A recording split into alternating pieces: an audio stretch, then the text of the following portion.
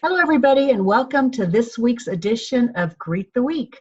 I'm Jan Moray, and I'm here with my co-host, Mona Duncan. And today, Mona has chosen the topic, and we're going to be doing a little review of choice theory today, talking about the 10 axioms of choice theory. So, Mona, do you want to kick us off? Yes, I do. The axioms, of course, is just it's the theory behind Dr. Glasser's reality therapy.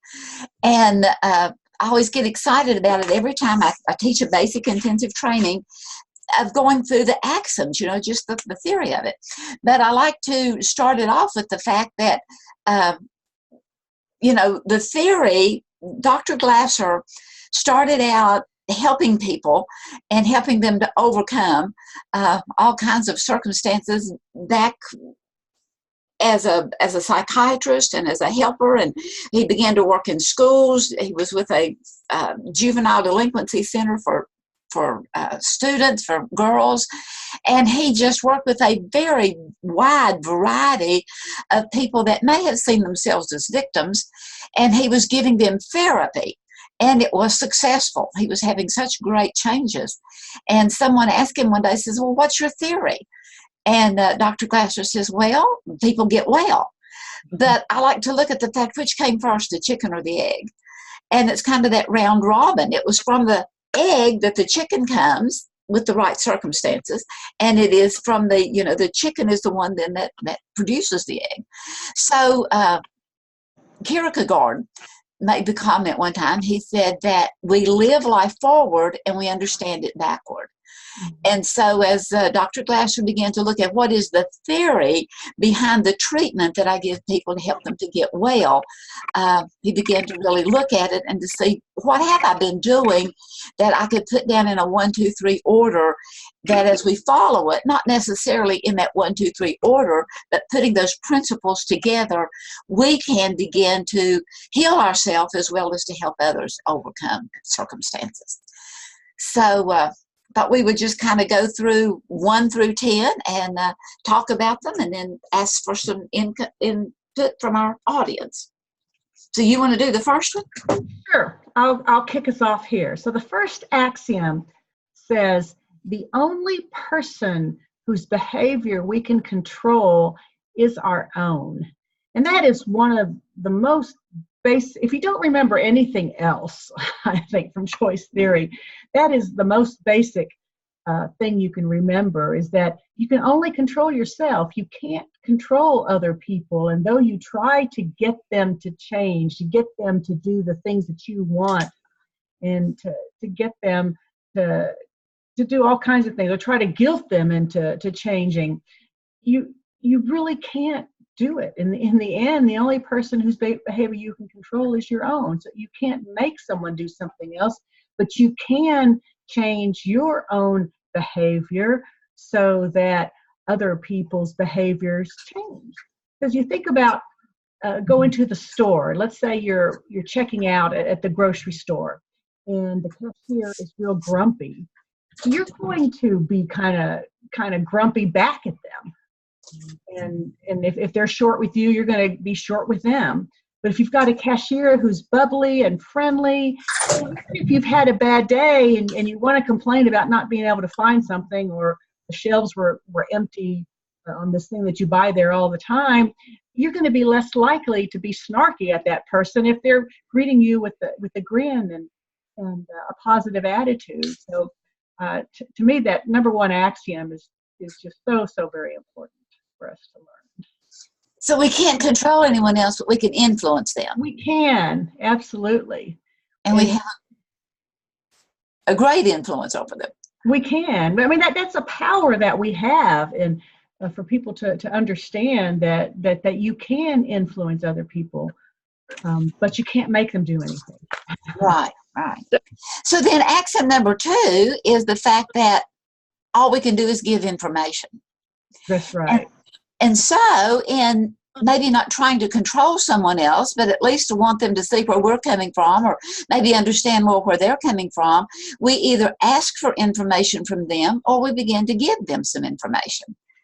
But it all depends on how we give that information and or how we receive that information. Back to your snarky cashier. If you receive that snark, you get snarky. But if you choose to not receive that because she's just giving you information, right, or hey, having a not so good day. And so as we receive it in a way and say, well, how can I maybe spread a little sunshine? Or how can I give information in such a way that it is welcoming as opposed to off-putting? How can I speak into this person's life, speak into this situation in a way that will be received as opposed as a way that will, be off-putting? And so we're only controlling our own behavior, and then we are learning how to receive information and give information. So, and then to keep in our mind that that the only thing people can give us is information, and to remember that, say, okay, I'm not going to take it as a complaint, even though it sounds like it's a complaint, sounds like they're fussing at me.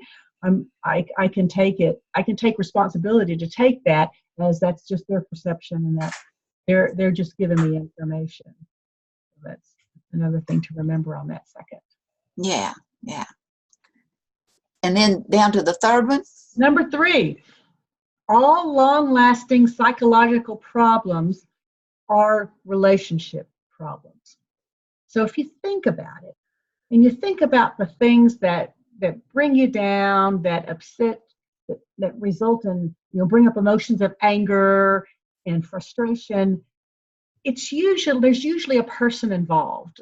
And it's usually some kind of relationship that's going on there. So to think about, okay, let's think about what that relationship problem is, and that person was treating us a certain way, and we've become a certain way because of the way our relationship is with that person. Maybe it's not the way we envisioned, or whatever. And so we go back and try to look at those important relationships and really understand what's going on there.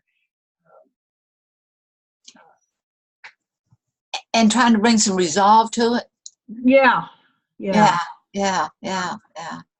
In my book, I kind of likened relationships to Einstein's theory of relativity. Okay. Creating value. And Einstein's theory of relativity was just 3 very basic, simple things. And one is the fact that we have a tendency to look at things and say, well, that's just the way it is. The sun was always there, and we always had, sun came up the next day, it was always 24 hours. That's just the way it's always been. That's the way it always will be. And then another one of the parts of his theory of relativity is the fact that to a casual observer, you look around and you think, well, if someone is handling life well, to a casual observer, you think, well, they were just born that way. That's right. But it's looking at the fact that in the midst of all of this, we have choices. And so from the cradle to the grave, everything is about relationships. Yeah. The way we have with others. And that problem relationship, those long-lasting ones, then going down to axiom number 4, is the problem relationship that we're having now, whether it's with that person at the checkout stand or not. I mean, they're a stranger, but we're having a little problem with them. The problem relationship is always a part of our present life. Because if we don't dismiss the past, and I don't mean dismiss it as in ugly, hateful, if we don't move past the past, and live today, then we drag those things with us. We do, and it results in our responding in a certain way that really the situation doesn't warrant, but it's something that you've got in the back of your mind, some haunting belief that's creeping out again. If somebody happened to say something just the way one loved one used to always say it, and then all of a sudden you feel that anger building up inside of you, but that old relationship is long gone, but you still allowing them to come up in these new relationships. Right. And because our body stores all of our memories, we may see something that, whether it's a resemblance of or a smell or whatever, that brings up those ghosts. It brings them just right back up into the frontal cortex, where we're right there with them. And we don't even know it. That's the thing. Until we do know it, until we become aware of the fact that, wow, these are axioms, and they may be hard to believe, but hey, there's a resonance to it, that it really is. We're bringing them back up again and again. So that problem relationship is always, we've drug it with us, whether it's, divorce or death or moving away from or whatever it is, we're bringing it with us as a ghost, as something that is still haunting us. Right. I remember once I was working with a client, and she was complaining about, mentioning that this is the way she is because of how she was treated when she was young and stuff. And I looked at her and I said, well, you're not a young child anymore. Don't you think it's time? Don't you think that you have some say now in how you respond? You don't have to hold that baggage again from what happened when you were young. You could rewrite that story. She just kind of looked at me with a puzzled look, and then she goes, I never thought of it. Yeah. Actually, sometimes we need to begin to parent ourselves, Right. whether it was from a boss or from whoever, Yeah. Or just question those emotions that are coming up, and like, where is that coming from? How old is that? Is that really true anymore? And can I let it? Is it okay for me to let it go? Right. And so that brings us to axiom number 5. Number 5. Okay, this is a big one. It says, what happened in the past that was painful has a great deal to do with what we are today. But revisiting this painful past can contribute little or nothing to what we need to do now. Improve an important present relationship. And this is one of the things, if you've read a number of Dr. Glasser's books, he keeps mentioning that he doesn't go into the past. He doesn't talk about what happened in the past, except maybe to look for some success that you had there that maybe you can bring forward. But the past can be very painful. I mean, there's always something in your past that has been painful, and that has had a huge influence in what you are today and what you do today. But keep going back to there just keeps keeping you stuck in it. You're not moving forward. If you keep going, like that woman I mentioned about in the therapy, she kept going back to her parents. They did something that was still bothering her, and she's using it as a reason for why she is the way she is. But you don't have to. You don't have to keep going back and using that excuse. And that's the whole thing about taking responsibility. I'm taking responsibility that I'm not going to allow those things to continue to haunt me. It's hard. It's hard to let it go. It's hard to leave it behind, but you can. There's so many things that you can do to move forward, especially when you look at it and you think, this really isn't helping me. Or ask the question, how is this helping me? And if you find that it's not helping you, then how can I let it go? How can I put it aside and move on? What new belief can I create that's more appropriate for me right now, so that I can move forward? And that's not to discount what happened in the past, because there's a lot of things that are very painful and very hurtful that people don't deserve that happened to them when they were young. And it's not to discount those, saying that just get over it. That's not it at all. It's that whole self-evaluation piece that Mona keeps reminding us about all the time. That we need to step back and think, how is this helping me? Do I need this anymore?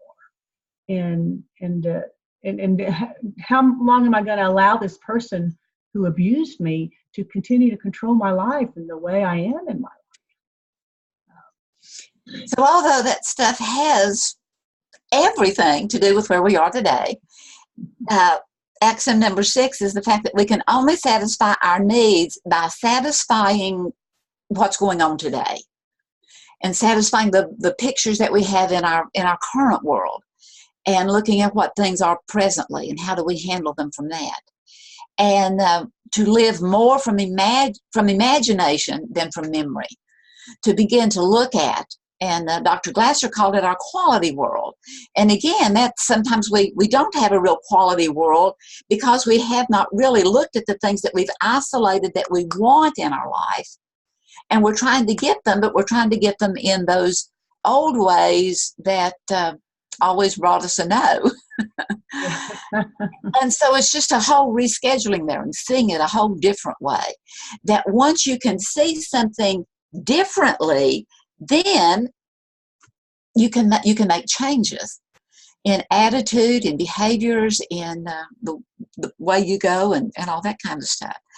I had someone to send me well, I have a basic intensive training coming up, and they're in process of getting funding so that they can come. And they was asking for an agenda and all this kind of stuff and several things. And she says, could you write something in there about the fact that we're going to be looking at helping people that are bound in their victimhood? Oh. I thought, you know what? That is the whole thing of the Axioms, is getting over our victimhood. Yeah. Because one way or another, whenever we have felt sorry for ourselves, and it may have been very legitimate, but whenever we felt sorry for ourselves, we were setting ourselves up for that victimhood. Yes. And it's learning to grow beyond that. Yeah. Yeah. And that if it's making me a victim because it's keeping me stuck, then what abilities, what skills, what do I have already that I can begin to employ and work on satisfying what's good about today so that tomorrow will be even better. And I think a lot of people stuck in that victimhood need to go back and look at axiom number 1. Because when you're stuck in that victimhood, you're looking for somebody else to do something to help you, somebody else to fix you, because I'm helpless. I can't do anything. And so when you start to believe that the only person whose behavior you control is your own, then you start thinking, oh, I can't keep leaning on other people. I need to find some things that I can do for myself. Right. And even if somebody does tell us what to do, and it may be the most sage advice in the world, if we haven't decided it for ourselves, there's no way we'll listen to it. That's right. And that's the same why we can't control anyone else, is because we're telling them what to do and they're not there to see it yet. Right. They're not ready. They're not ready. Right. So it's ready on two ways, but the only one we can control is us. Right. So then number 7. Okay, I've got, we are driven by 5 genetic needs: survival, love and belonging, power, freedom, and fun.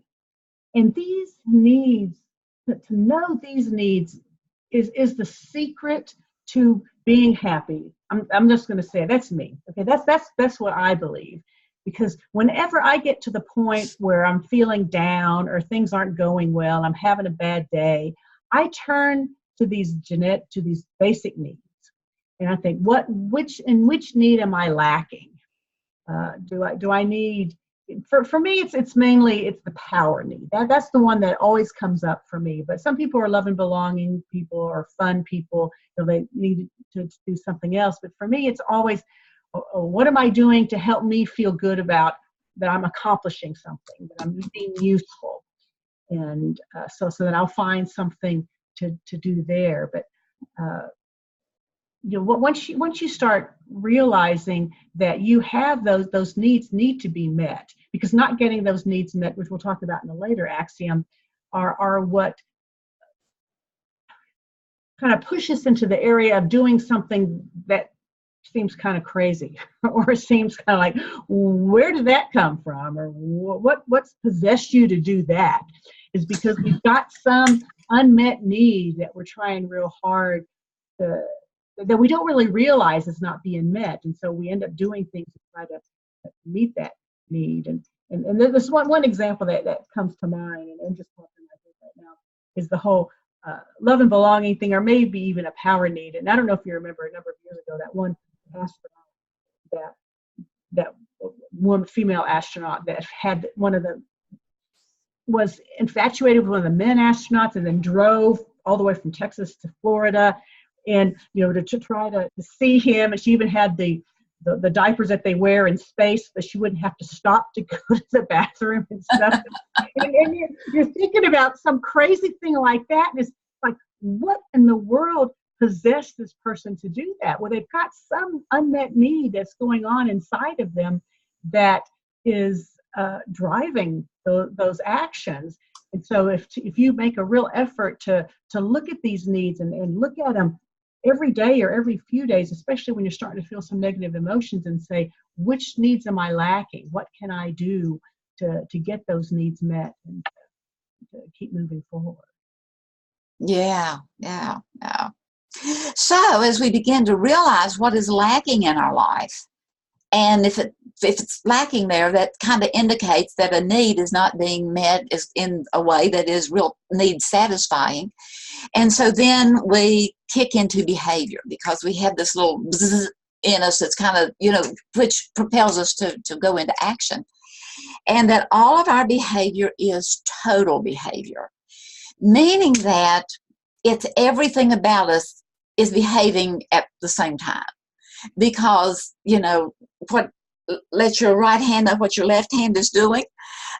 Well, we do that. I mean, our right hand really, sometimes there's a knee-jerk reaction, but one hand really does not act independently of the other hand, because our body is pretty much coordinated within that way. But what are our 4 components of behavior? Sometimes we think, I had a friend that told me that he thought behave meant stop. His mom was always saying, well, you behave, and that meant quit whatever it was you're doing. But not necessarily. Sometimes it means stop something, but start something else. And our behavior is total.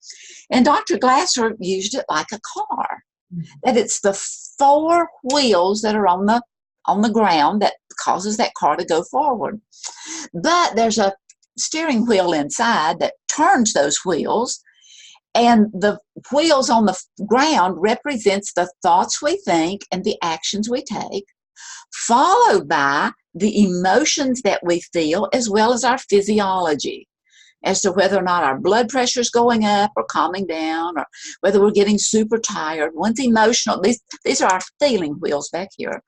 And one is emotional, and one is the energetic type of either depressing or angering or whatever.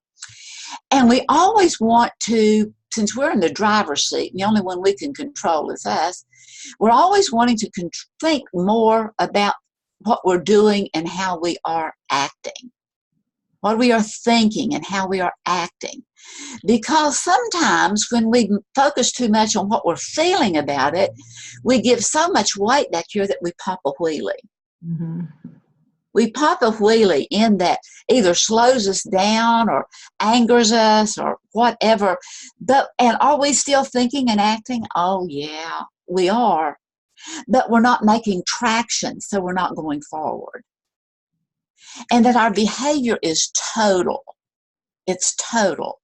It's not only the thoughts we think and the actions we take, it's the emotions that we feel, and it is the internal, as the blood pressure going up and the chemicals being made in our brain that is, what's it putting into us? Is it putting that stress hormone, or is it putting that serotonin? Right. And all of that is going on at one time. And that's our total behavior. Total behavior. And it's realizing that. It's coming to be aware of that. Right. Sometimes. And then on that too, you're thinking about you got your feelings. We talked about negative emotions. When you have those negative emotions, the reason I brought up the looking at what needs to be satisfied is that you're thinking and you're acting in a certain way that are resulting in your feeling those negative emotions. So let me change my thoughts. Let me change what I'm doing so that I can create all those wonderful hormones that bring me positive emotions. And so so you're again taking responsibility for how you feel and what's going on in your life by changing the way you think in what you do. And then as a result, your feelings will change. Your physiology will change. Right. And although you can put, the little suction cups on there and to tell what part of the brain is lighting up and so forth, that's not the whole entire story, because it's lighting up, which shows us what, or on the scientific thing, it's showing what is being activated. But through the work of Bruce Lipton and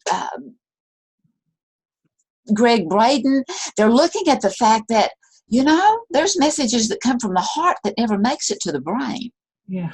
And as we begin to listen to our heart where the wisdom is, rather than the brain that is all that mind chatter that's going to go here and there and everything else, we really can begin to calm down, where that we can look at, we're wanting to move forward in a way that is need satisfying, not only for us, but that is not harmful to anyone else either. Right. So that we can move on. And it's putting our emotions into effect in a way that is loving and kind, rather than hurtful and putting down. Yeah. We want to, yeah. Okay, so going down to number 9, all total behavior is designated by verbs, usually infinitives and gerunds, and named by the component that is most recognizable. Okay, a lot of people don't really know their grammar, and a gerund is the ing ending. So you don't say I am depressed, you say I am depressing. And that was a real tough one for me to accept, because depression was the thing for me. And I would get down, and I would want all these people to do other things to help make my life better. And when I finally let this sit with me and think, I am depressing, I am choosing to be depressed. And that's a tough thing to accept when you're feeling down and you're in that victim mode and wanting all these other people to change what they're doing. It's like, I need to change what I'm doing. I can choose to be this way. I can choose to withdraw and to say nobody likes me, they always pay attention to her over me. Or I can just make the best of it and go back in there and try to be a little more fun or whatever. So that and it's really not to get other people to think that you're better or more fun. It's for you to think that you're more fun and that you matter. And there's so many things, because you think about it, if you're withdrawing, you're keeping yourself from being happy. And how is that going to change unless you do something about it? So and even if you do go out with the party and start dancing and laughing and singing with everybody else, you may not feel better, but you're certainly going to feel better than you will just staying behind with all these negative thoughts ruminating in your head over and over again. So this one is another one that was really tough for me to accept. But once you accept that, you're almost home. Yeah. And looking at the fact that we have more control, we can't control anyone else. And I always like to kind of look at, what about controlling yourself? So sometimes, that's difficult to do, but we have more control over the thoughts we think and the actions we take. Yeah. And we do over the way we feel. Right. But as we can begin to realize the fact that we do have control over that, but that the back wheels follow wherever the front wheels go. They do. Yeah, with the exception of the funny car in the Shriners Parade, those back wheels always follow those front wheels. And so as we are more in control of the thoughts we think and the actions we take, then how much better it is. And to look at it and to name what we're doing, to give a name to it. To give it a name, identify what it is. Right, and doing that little ing brings it into present tense. I am angering. I am depressing. I am hyperventilating. What I am actually doing. I am controlling and I am not thinking, unthinking. So that wherever we need to put it, just get real brutally honest with ourselves. as they call it in the 12-step program. You have to get critically honest with yourself. And that's where change can start. Right. And that's where you overcome your victimhood, when you realize that, oh, whoa, I have been guilty of keeping myself down, and I want to take the high road. Right. Overcome these things. So we are about to run out of time, but which one, for the people that are here would like to discuss, which one of those axioms seems to be the most difficult for you personally? What was number 10? I missed it. Yeah, we skipped that one. Do number 10, Mona. Well, I have number 10 as going with the gerunds, as we name it. Well, whereas number 9 is looking at the fact that we can control our acting and thinking more. Well, we our for 10 for me is all total behavior is chosen, but we have direct control over only the acting and thinking components, which is what Mona was talking about. We can, however, control our feelings and physiology indirectly through how we choose to act and think. Well, I have it just reversed on that. I have number 9 is all total behavior is chosen, and we have more control over thinking and acting. And then number 10 is the fact that begin to name it. Because, name it and claim it, name it and tame it. Yeah. Yeah. If we see something that we want, we name it off. If I've already put my name to it, I can claim it. But if I give it a name, then it puts me in control to be able to tame it, to be able to bring it down. Oh no, you two are reversing 9 and 10 and there's a disagreement? Yeah. Oh my goodness. Oh, I've lost all confidence in the whole thing. I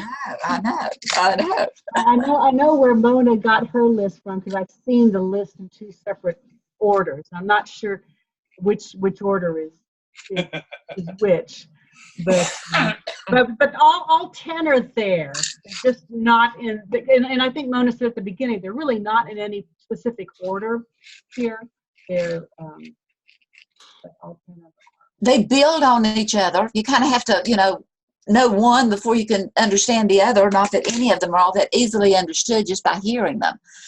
It comes across, oh yeah, that sounds good and I'd like to do that. But then whenever it actually comes to putting it into practice, but that's it. All we can ever do is get information. All we can ever receive is information. But then after we receive that information, as we begin to practice it, that's whenever it becomes viable.